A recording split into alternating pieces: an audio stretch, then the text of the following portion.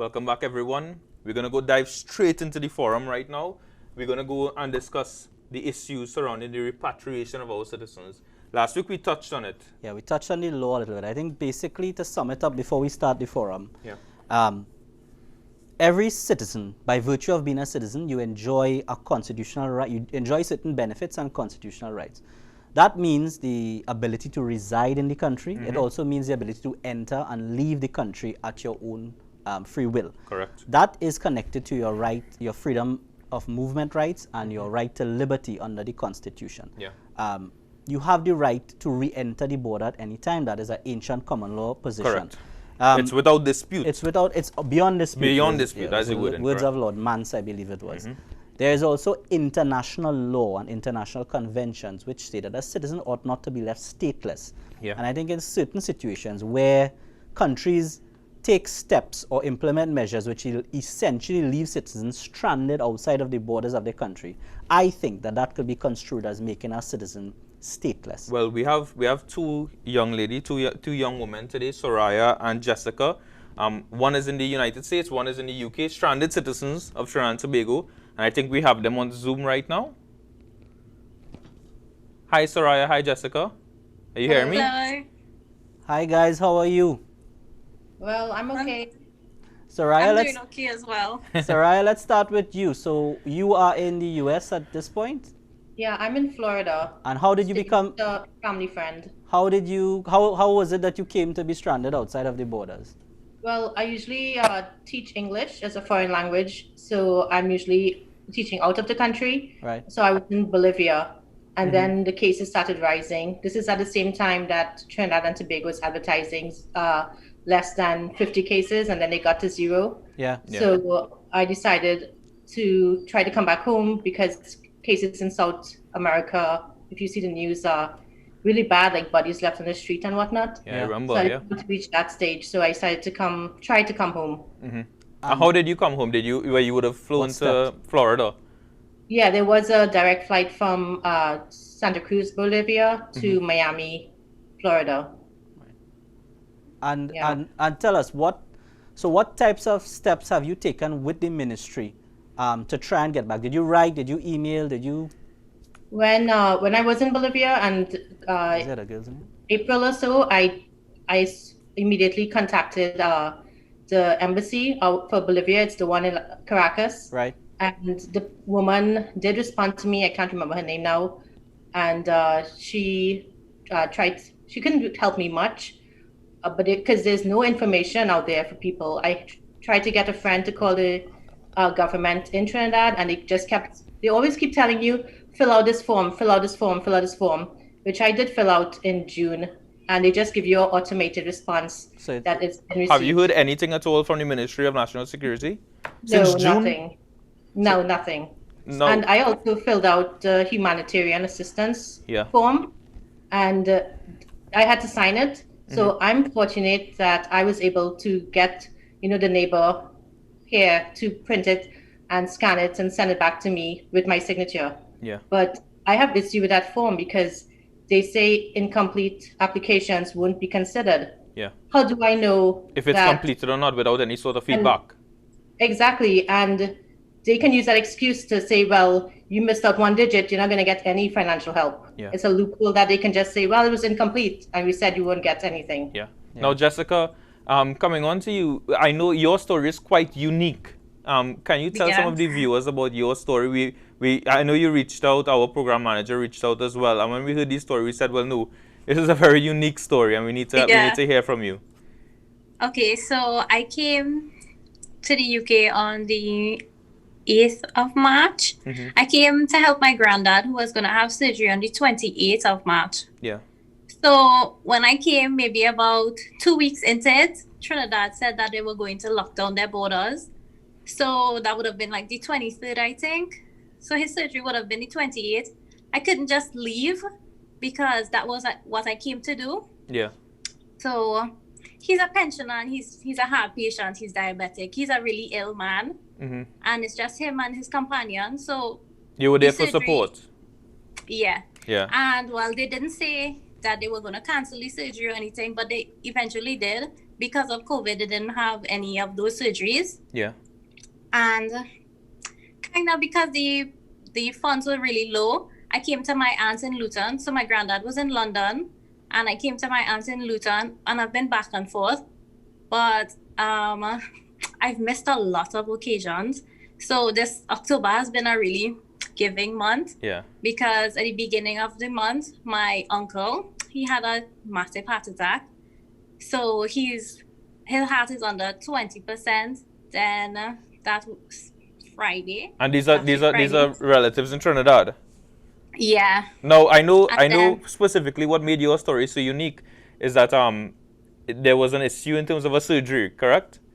Yeah. So Sunday, I got up with an intense pain in my stomach. That was about 6 o'clock in the morning. By 1 o'clock, I couldn't even stand up. I called the emergency hotline.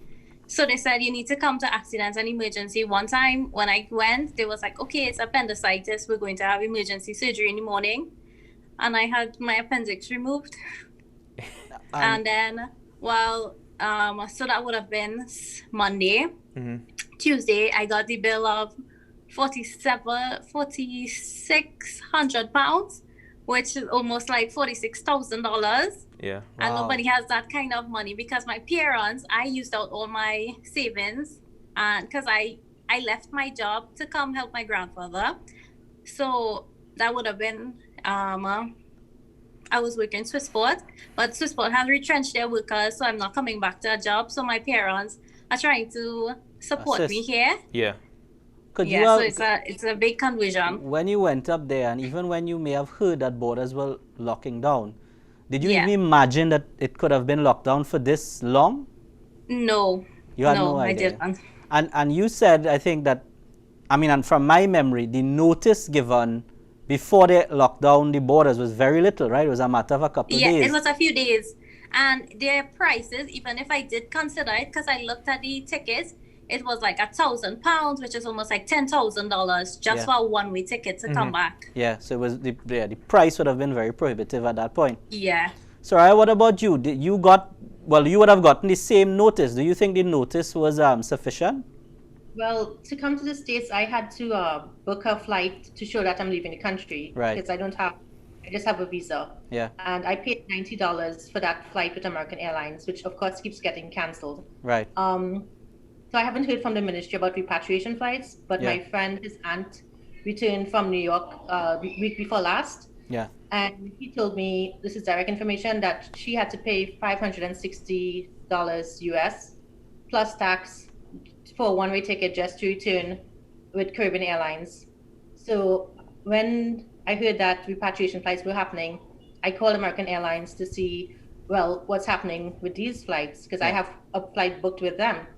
And they said that they were actually booked until the 19th of November, which I did book with the hopes that, that will happen. Right. So that means, I think, this is my theory, that if American Airlines has flights fully booked with people wanting to come back to Trinidad, they are just waiting for the government to get the okay. Yeah. So they're putting people through Caribbean Airlines, which I'm sure they have shares in, and asking them for exorbitant amounts of money. Yeah. People already strapped for cash, but they're using Caribbean Airlines to, milk our financially dead cows. No, importantly, Soraya, I know both you and Jessica would have been up there now, approaching 8 months. How are you guys taking care of yourselves? How are you being supporting? How are you paying bills? How are you doing those? How are you supporting yourselves living up there? Well, my job is paying me like half because that's a South American salary. Yeah. So my parents help me a lot, and I have rent to pay, but I'm staying with a friend of the family. But you can't just freeload off people forever. Yeah. And you're burning through your savings, I would imagine, being up there. Yeah. I mean, not as bad as Jessica. She's 10-1. Yeah. Jessica, you've been living off you've been assisted by the kindness of others as well. Yeah. Yes, I am greatly. My parents were supporting me almost 100% after my savings were cleared out. So they are in big amounts of debt right now. Now, Jessica, I'm not sure if you're aware, but recently, we would have touched on it last week, there was an MP in the British Parliament who would have brought up these issues. Yeah. Did you see that? Yes, I did. And how did that make you feel hearing that in the British Parliament, that this issue in Little Trinidad and Tobago has made its way into the Hansard of the UK Parliament? Yeah, it's a bit sad because, I mean, it's an issue that we have going on. And I know what it feels like to be stuck. I've been here almost 8 months now. Have you been in contact with other Trinis in the UK who are also stuck and that kind of thing? No. Okay, no. okay. And you, Soraya? No, I haven't. In terms of an important issue, is both of your mental health, I think. Being away from your family, your loved ones, how are you coping, both of you? Emotionally. How are you coping emotionally in terms of your mental health, being away from Trinidad for so long? Well, Jessica, go ahead. Okay, so in the beginning, I would say it was really, really hard because I missed my birthday, my parents' birthday, my sister's birthday, everything. So that was really, really hard. But on top of that, when I got the surgery and my grandmother died, I think that took a big toll on my mental health right now. So I was fine, like I was coping, but right now I just I really want to go home and be with my family. Yeah. Yeah. So, in terms of the ministry, Jessica, have you been able to make contact with them? Have they given you any sort of feedback? in terms of exemption, Yes. I applied for it in July. You got an automatic response, and after that, nothing. No. And how often have you been following up? Have you been following up? Yeah, well, I let my mom try to do it on that end because it's kind of expensive for me to call a Trinidadian number. Right. Yeah. But I send emails and stuff, but... Have they responded to your emails? Have they responded to your mom's phone calls? I'm seeing Soraya shaking her head, so I know her answers to the question. Yeah. So no response at all? No. Yeah. And for me, the consulate in Miami, I call them often, and they say that because of COVID, they're not in the office, but they will send you to someone's inbox to leave a message, and the inbox is always full. Now, both of you have these exemptions. So before I get on, so essentially in Miami, the consulate is not giving you any support. No, not really, no. They haven't answered their phone. Have either of you actually received any type of financial assistance or aid from the government, or any way in which you could access that aid if needed? Nope. No, because when I emailed when I had my surgery, I called my counselor here in the High Commission, and she gave me a email address, and she said you need to email this email address and plead your case. So no. And plead your case. Plead your case to get assistance? Yeah. And you had a surgery? Yeah. And have they gotten back to you? Did you make that? I assume you made the case. Well, yeah, I sent them my email. I assume you played your case. I didn't respond. And there was no response. And when was that? No. That would have been, I came up Wednesday. Right. And no responses yet. Well, Soraya, there's no such pleading. You haven't been given the chance to plead your case.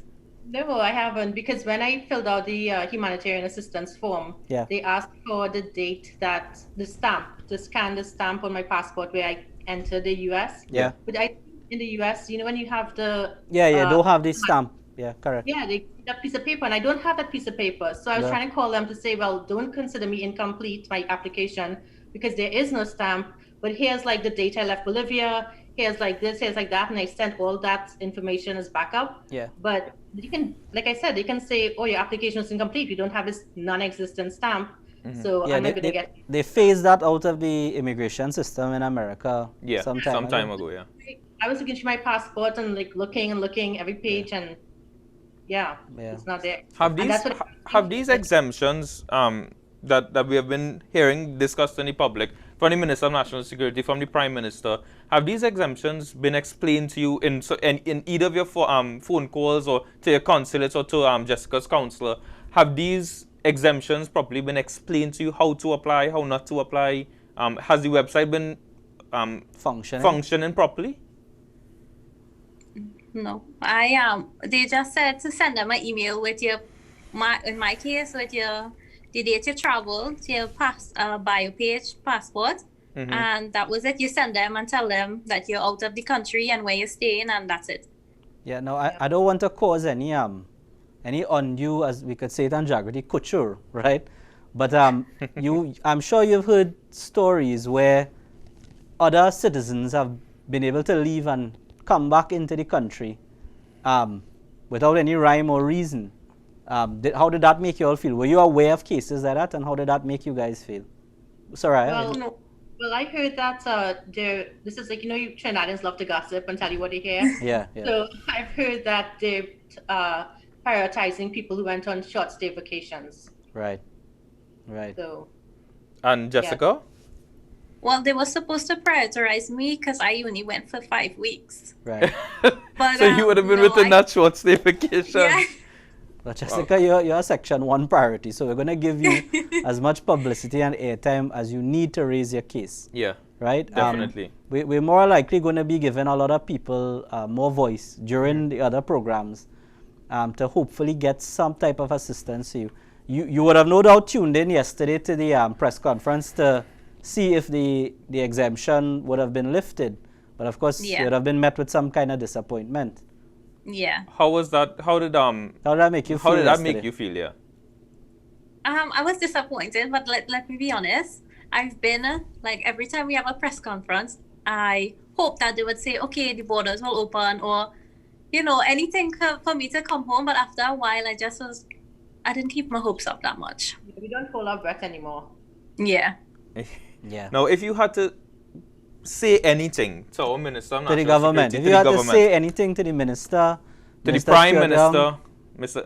Dr. Keith Rowley, take it away. You have some time. You're on national television. You're on national television. Feel free. Soraya, want to start? She wrote it down. Soraya, feel free. Let's start with you. Feel free. You have it written down already. Well, it's just to reinforce what I said, because American Airlines, when I called them to rebook my flight, they said that they were booked out until the 19th of November. So that means, like I said, that they are fully booked with passengers able to come back to TNT. So I just would love to know why Caribbean Airlines is the only option, and why we're getting charged exorbitant amounts of money to come back when we're very poor, just to come back to our own country. Yeah.